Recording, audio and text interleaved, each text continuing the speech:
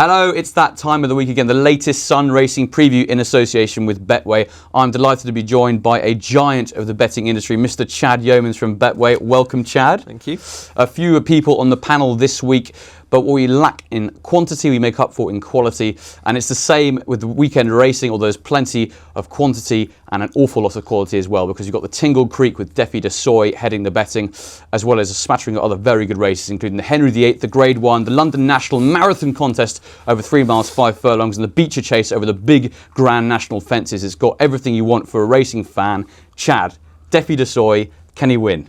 He can indeed. He's been the best backed horse with us all week. Has he? Yeah, since we opened the market, he's gone from 2 to 1 into 5 to 4 favourite. Oh, wow, that really is a hefty old swing. Personally, yeah, it is. Personally, everything needs to go right for Defi.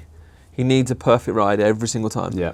He needs to be delivered late, and he's got the perfect man on board for that, hasn't he? He has, yeah. And I think if he replicates the ride he was given in the Scilly Isles in February, he won't be too far away. Yeah, absolutely. But he's plenty short enough. He is. But he's a 6-year-old. He's going to keep improving. He is prone to making a mistake, and I just think with Undersow and Ornell going to make it a real test from the front, his jumping can come under a bit of scrutiny. Yeah, absolutely. If there is anywhere it's going to happen, it's going to be on those railway fences at the back. Well, that's it. Sandown. Exactly. It's a very tough jumping test, isn't it, Sandown? Massively. Always has been. Absolutely. So I do think he's got a good chance. I think Politologue, whilst it's a previous winner, won it in 2017, he'll come from off the pace as opposed to making his running as he did it in the slow chase at Cheltenham. Yeah. So I do think he'll, it's hard to say get closer because he's only a length and a half down, but I do think he will, I think he might finish in front of Defi. Just the race might be run to suit better. Yeah. I take it then you don't think either of them are going to win? No, actually I've got a bit of an outside pick in this, which is a little bit left field, but I'll get to that slightly shortly. Undersow. It's great to see him back, isn't it? He just loves this race. Absolutely phenomenal. And it's good that his owners are saying we want to bring him here. It's good for racing. Produced a wonderful performance at Punchdown, didn't he, at the end of last season? I mean, no one expected it. No. And he thrashed Min, who'd obviously won the Melling Chase in fantastic style.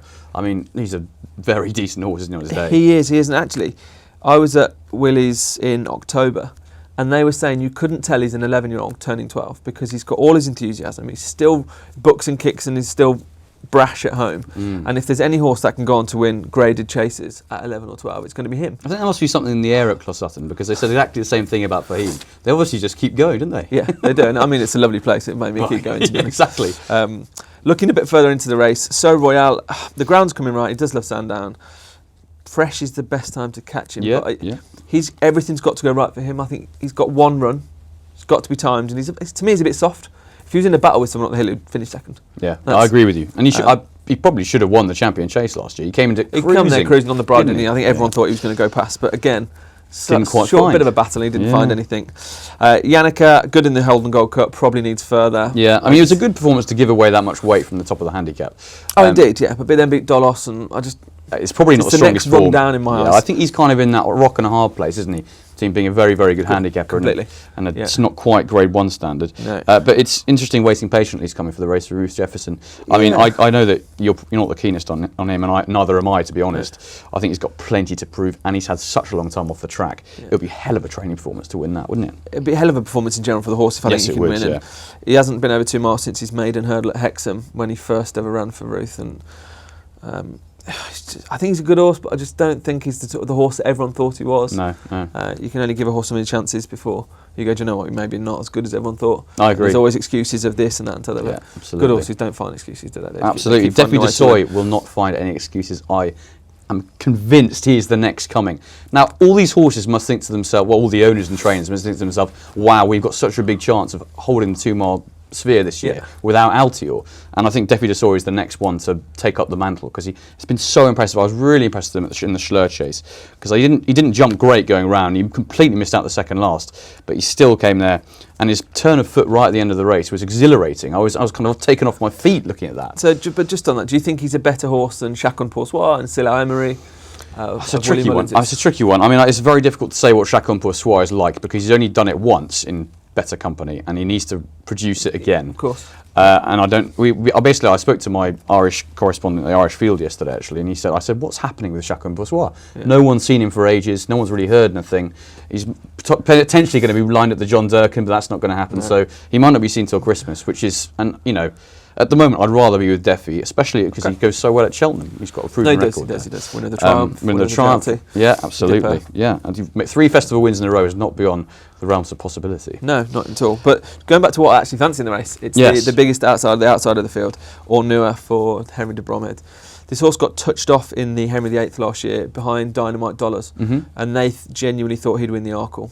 They thought Dynamite Dollars would win the Arkle, and they do think he's going to go very well in the champion chase this year, after speaking with Harry recently. Okay. This horse is a good jumper. He really is. He goes from the front. He won at Aintree and finished second behind Silo Emery on seasonal debut recently. Good form, very good form. Great form. Yeah. I know Ruby seems to think that Silo Emery is an aeroplane. Yeah. And he's very, very talented. And on his seasonal reappearance to get that close to Silo Emery, I think was no mean feat. He's a massive price. Yeah, he is an absolutely massive price. It's a very left field, off-piste selection, but I like your guts. I want him to. Yeah, I just think there's going to be so much in behind happening. Whereas he's going to come out, jump, and make it a test for everyone else. He's going to do it the way he wants to do it. My one reservation, and not so much a reservation, is he's got Aidan Coleman on him, who is an amazing jockey. But I think Aidan will try and restrain him as opposed to letting him bowl. I quite like it when you get a young amateur on a horse who wants to go, because they're kind of maybe not strong enough or experienced enough to hold them, and they just go. Yeah. And it's in the lap of the gods from there, really. But I do think at 33-1, he is a huge price. He's a very big price. I'll give you that, absolutely. And yeah, the difference in prices between my selection and your selection is quite something. Because I think a 5-4 favourite is going to romp in. At least I hope he does, because it'd be great to see. Okay, so Defi Du Seuil, or Defi Du Seuil for me, I should say, and or newer for you, a massive price. Yeah. Lovely stuff.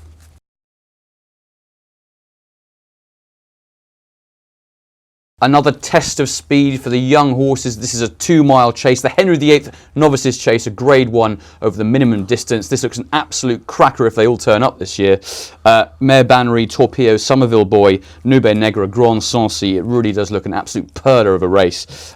Torpedo heading the market for Nigel Sisson-Davis after winning probably the best novice chase so far this season over the trip, would you say, at Warwick? Arguably, yeah. Lisp came out and won, albeit at very short price at Plumpton on Monday. Mr. Fisher looks a very smart horse. We know he is from his hurdling career. Yeah. And Nube Negra, obviously Dan Skelton has been very impressive in both his wins this year so far.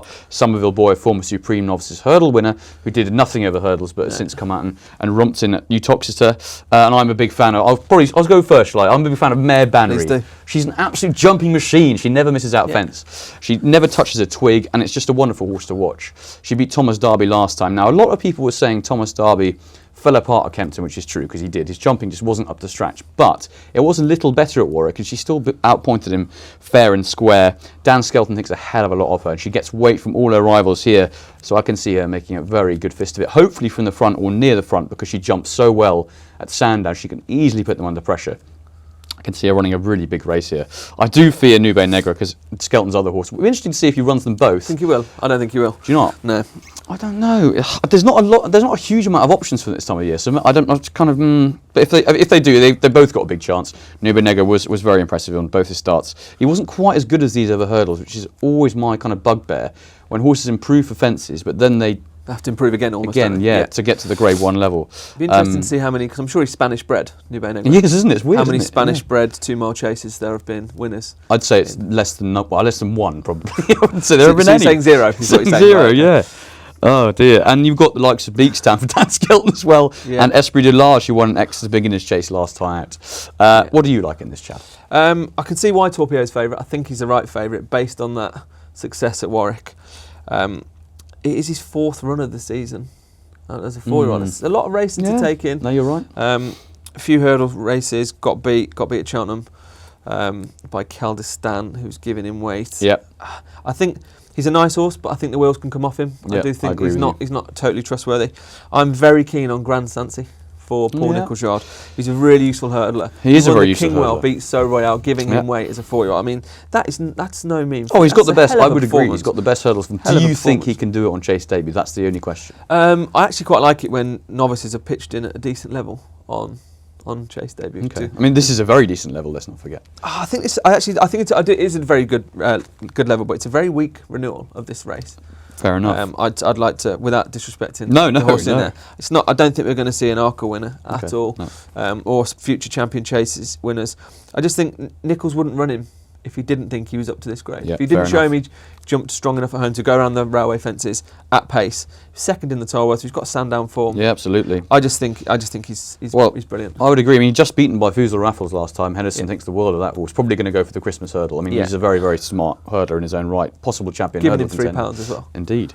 And Nichols is very good with his chase debutants. Gets them jumping very well at home. Indeed. They love schooling. Ditchy schooling facilities are a marvel. They school hundreds and hundreds of times. I know, yeah. Literally from anything. Extraordinary. You must get so bored just watching them going around. But no, he certainly knows how to do it. I can see where you're coming from. For me, just because it's his chasing debut, it'd be such an achievement to win that one. I know you say it's not the most competitive renewal of the race, but then Danny Wisbang won on chase debut at Newbury on Saturday, beating Reserve Tank, who'd been and won twice over fences. He did. But it's not out the realms of possibility. I just think he's a massitive price, and it actually wouldn't surprise me if he's very well backed on the day. Okay, the other thing for me about him is that Sandown is a very tough track to make your chasing debut in.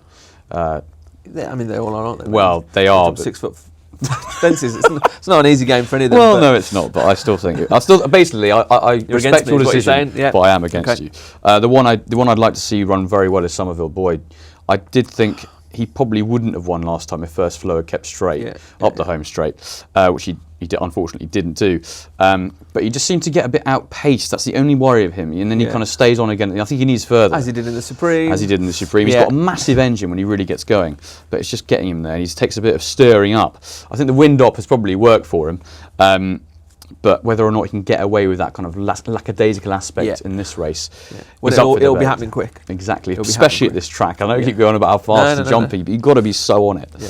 So I'm going to stick with Mare Bannery because I just think she's so consistent, a great jumper. She gets a bit of weight from her rivals, and Dan Skelton thinks the world of her, and that's enough for me really because he is a very good judge. There we go. I'm with Grand Sancy, so we've got the forecast, I think. Indeed, I think we have. Yeah. Great.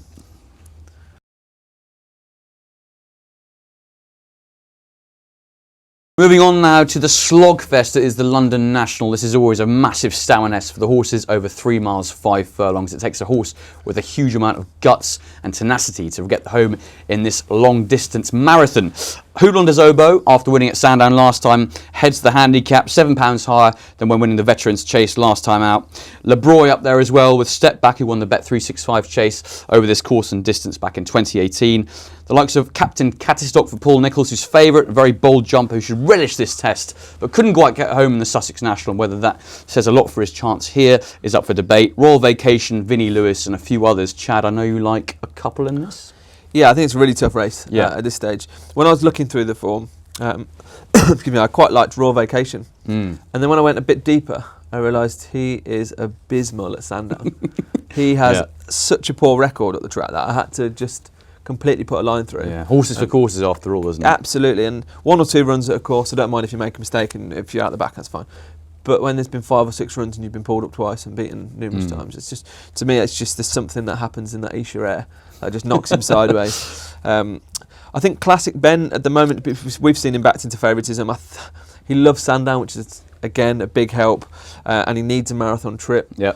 That wouldn't surprise me to see him go well. Shanro Santos went off 3-1 fab for this race last year. Makes a few errors, doesn't win it often enough, but is consistent, always finishes in the first Stays four. Forever, Stays forever. And I do think 132, his mark of 132 is very workable. Yeah, absolutely. Wadham's horses are in good enough form. She's had a few horses on the flat place recently. One really well back this afternoon as well. I'm not sure how that's getting on. And also last year's winner, Morny Wing. Okay, yeah, another one who stays forever. Stays forever. Was given a great ride in this last year by young Rex Dingle. Needed 2 runs this season. It looks like he's needed to come down in the handicap. He's now down to 127. It might just be the hilt. He won off 120 last year, minus Rex's 7. So it might just still be 2, 3, 4, maybe even £5 too high. Okay. But he will stay all day. And if they can get a nice claim on him to claim a few pounds off his back, then it wouldn't surprise me to see him in the thick of it at the business end of the race. But yeah, I like it's a very tough race. I like your thinking because it does help to have a lot of weight taken off because it is such a slogfest. Yeah. We can't beat around the bush. We can't emphasise enough just how hard it is to stay in this race. 3 miles 5 furlongs at Sandown is one of the hardest tests in the calendar, particularly if the ground gets soft, which I think there is rain forecast for tomorrow. For Friday as well. Yeah, it does look it could be a real test for these horses. One who will relish this test is Vinnie Lewis. Indeed. Harry Whittington's horse won the Sussex National in 2018. I should actually say Captain Castock didn't come second in the Sussex National, it was the Southern National, so I apologise. At Fontwell last time, yes. But this is the horse won the Sussex National at Plumpton in 2018. He stays very well when he's on his day. His reappearance at Sedgefield over 3 miles 5 was a very tough ask on his seasonal return. 225 days off the track. If you're going to win on 3 miles 5 after that kind of layoff, you're doing well. Yeah. But he should strip a lot fitter now. We know the track suits because he finished second in a hot race behind a horse called Commodore last season, who actually ran in the Ladbrokes Trophy at the weekend, and this extra distance will suit him down to the ground. Harry Whittington's been flying earlier this season, and I can see this one going very close under a very, very smart young jockey called Paige Fuller, taking off £3. She knows exactly what she's doing. She's very underrated. Yeah. And if he loves a bit of juice, so if the rain does come, he will be at home like a duck to water. So I can see him going very close indeed, provided he's fit enough after his first run back, because he does take a bit of stoking up. Yeah. Hopefully you get into a nice rhythm jumping, because he can jump, and he does stay forever like a lot of these do. But it should be a perfect test for him. Yeah. So he'd been my pick. You're going to stick with... I'll go with Shanro Santos, but to all punters, if you're going to have a bet in this race, make sure you back a horse each way, and don't be afraid to back 2 or 3. Yeah. You don't just have to try and pick one in this. If you're going to have a bet, you can back a couple of them. Yeah, I mean, you could know your fate very early, couldn't you? In this you completely. Yeah. There's no, in big hat staying handicaps, you always want 2 or 3 on your side as opposed to 1. There's no... Great stuff. Well, I hope Vinnie Lewis will be a winning machine. Of course. Moving on to Aintree.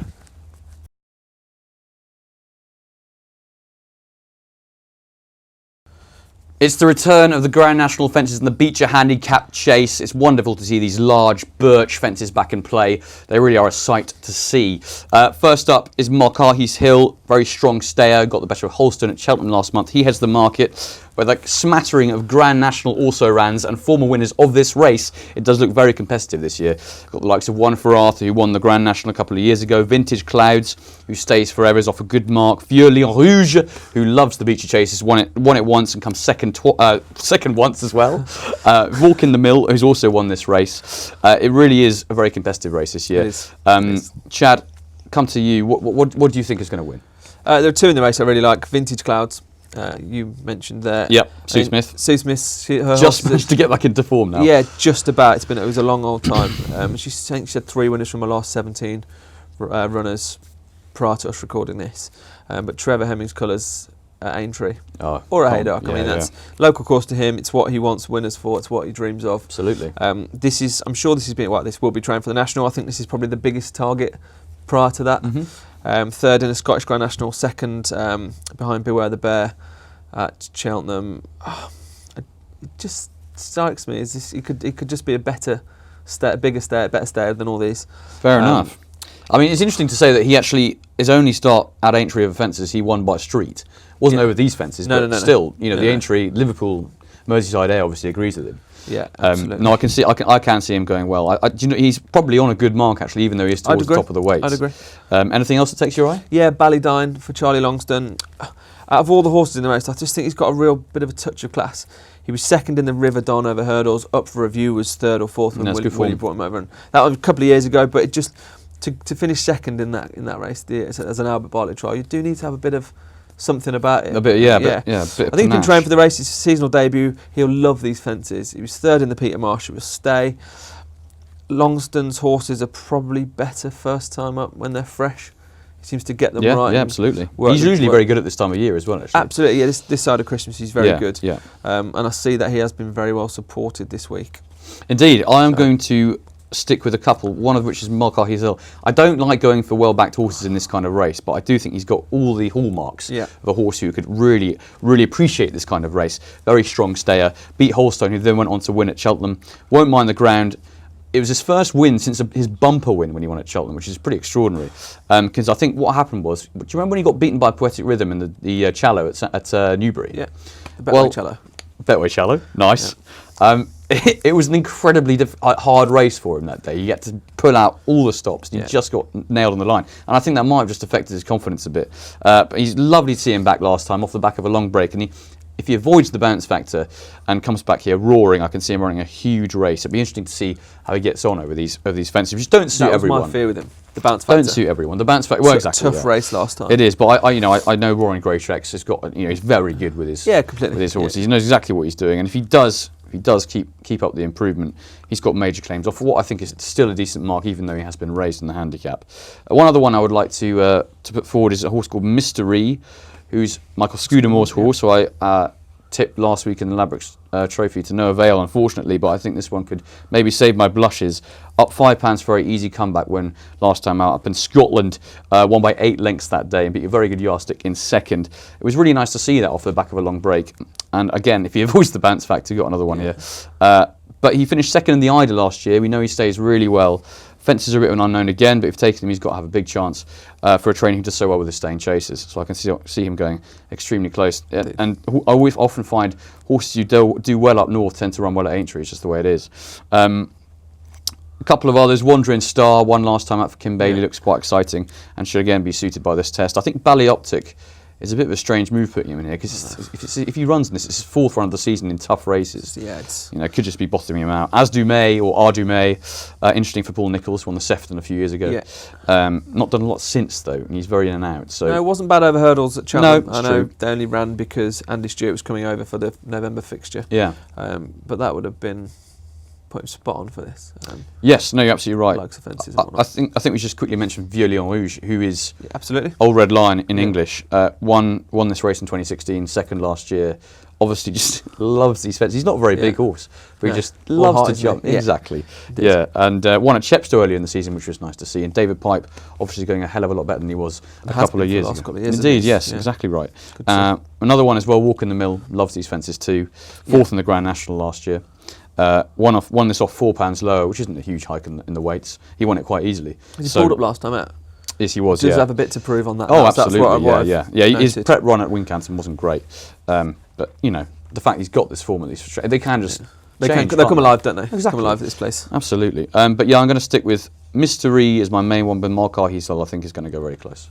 Okay. I mean, I've never ever backed a Michael Scudamore winner. Fair enough. He has had winners. He has. I've just never been able to get them right. No, fair enough. I'm sure I backed one of his odds on Plumpton a couple of years ago. I'm sure I managed to get that turned over.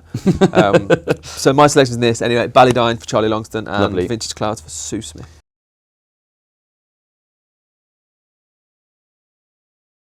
Now on to the Betway Lucky 15, £1 for 4 selections here, which will hopefully win big. Usually it'll be 3 or 4 on the panel, but this week it's just myself and Chad putting forward the selections. I'm going to kick off with 2. I like Defi Du Seuil, not the most interesting of picks, but I think he's going to win. And I will partner him with Mystery for Michael Scudamore.